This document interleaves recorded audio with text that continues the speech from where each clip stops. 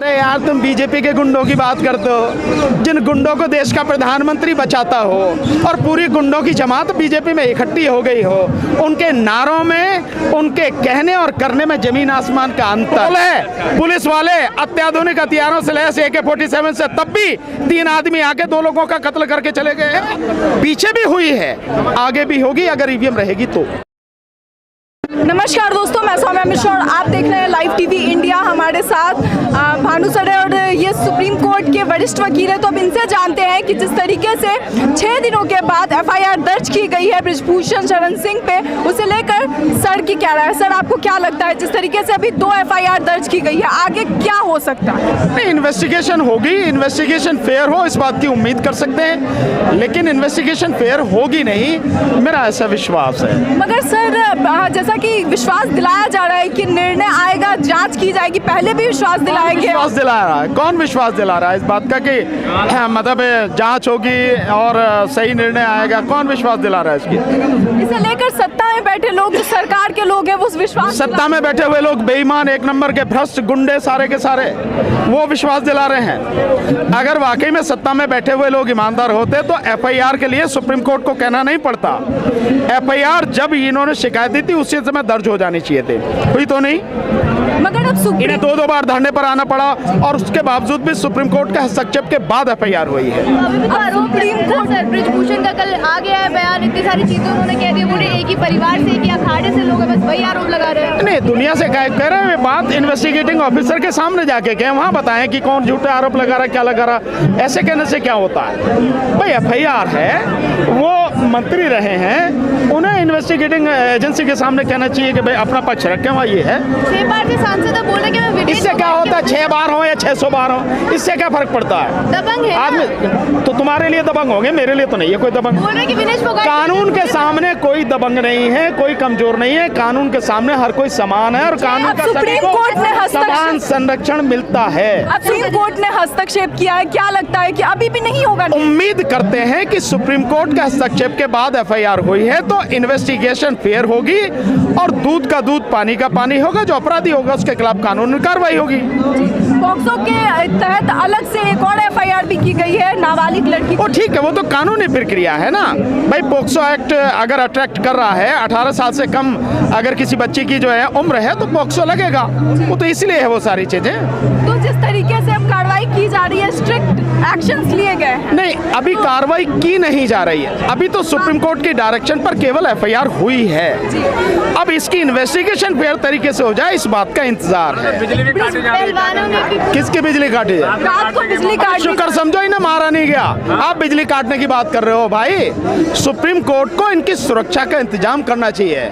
मेरा कहना है कि कम से कम 22 श्रेणी की सुरक्षा इन सारे खिलाड़ियों को मिलनी चाहिए, क्योंकि जिसके खिलाफ FIR हुई है उस व्यक्ति के खिलाफ सरकार कुछ भी करने से घबरा रही है, इसलिए इनको सुरक्षा पूरी मिलनी चाहिए। अगर पहलवान हट जाते हैं तो पहलवान हट जाते हैं तो बहुत अच्छी बात है, और पहलवान नहीं हटे तो तब गिरफ्तारी नहीं दोगे? मतलब कानून से ऊपर हो गए हो आप क्या?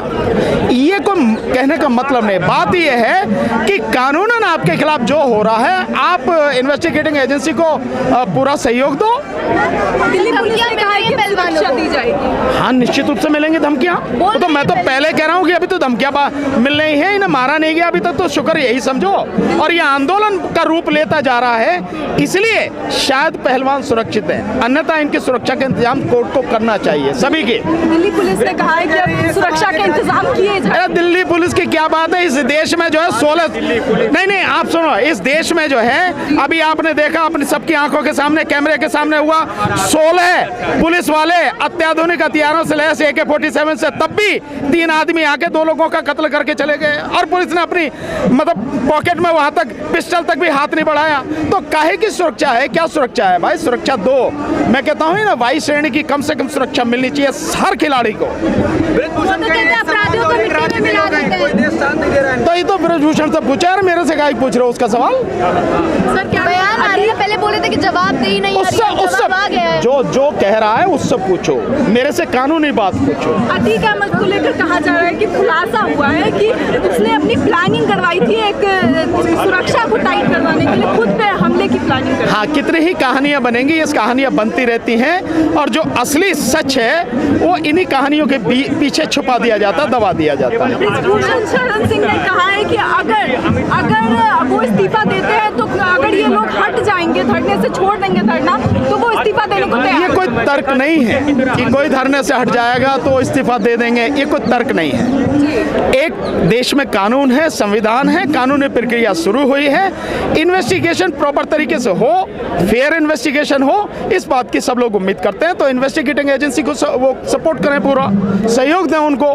बोले बार बार मांगे बदल रहे हैं, पहले एफआईआर पर बैठे हुए थे, अब इस्तीफे की मांग कर रहे हैं, गिरफ्तारी की मांग कर रहे हैं। नहीं, मैं समझता हूँ इस्तीफे की मांग भी पहले ही दिन से हो रही है और इस्तीफा इसलिए जरूरी है और अरेस्ट होना इसलिए जरूरी है कि अगर वो व्यक्ति पद पर बना रहेगा, अरेस्ट नहीं होगा तो इन्वेस्टिगेशन फेयर नहीं होगी।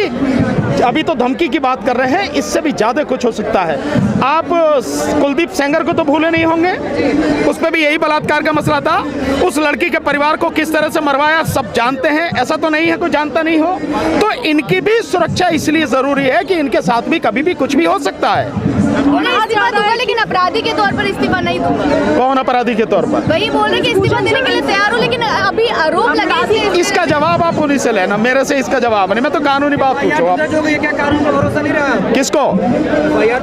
कानून पे भरोसा होता तब जब इनकी कंप्लेंट पे तुरंत एफआईआर होती और अरेस्ट किया जाता, देन इन्वेस्टिगेशन होती, तब भरोसा होता। कहा जा रहा है दो बार धरना देना पड़े और पूरा देश जो है उस धरने में साथ आ जाए और सुप्रीम कोर्ट को हस्तक्षेप करना पड़े और तब जाके एफआईआर हो, आप कैसे भरोसे की बात कर रहे हो आप? कहा जा रहा है कि इनके प्रेशर बनाने से निर्णय थोड़े आएगा। किससे? इनके प्रेशर बनाने से, पहलवानों के प्रेशर बनाने। नहीं, ये प्रेशर कहाँ बना रहे हैं, तो अपनी बात कह रहे हैं भाई। इन्होंने आके अपनी बात की, लोग इसके साथ में आ गए, इन्होंने लोगों से अपील की भाई हमारा साथ दो, हमारी सुनवाई नहीं हो रही, लोग साथ आ गए, सुप्रीम कोर्ट में मामला गया, सुप्रीम कोर्ट ने एफआईआर करा दी। इससे और क्या बात करने की बात करते हैं, बेटी बचाओ बेटी पढ़ाओ की बात करती है सरकार। अरे यार, तुम बीजेपी के गुंडों की बात करते हो, जिन गुंडों को देश का प्रधानमंत्री बचाता हो और पूरी गुंडों की जमात बीजेपी में इकट्ठी हो गई हो, उनके नारों में, उनके कहने और करने में जमीन आसमान का अंतर है। ये बेटी बचाओ बेटी पढ़ाओ का नारा देके बेटियों का ही बेड़ा गर्क करने पर तुले हुए लोग हैं। एक नहीं है, कितने लोग हैं जिनके ऊपर ये आरोप है। और बीजेपी में वो MP हैं, MLA हैं, मंत्री हैं, जिन्हें क्या क्या है यार में,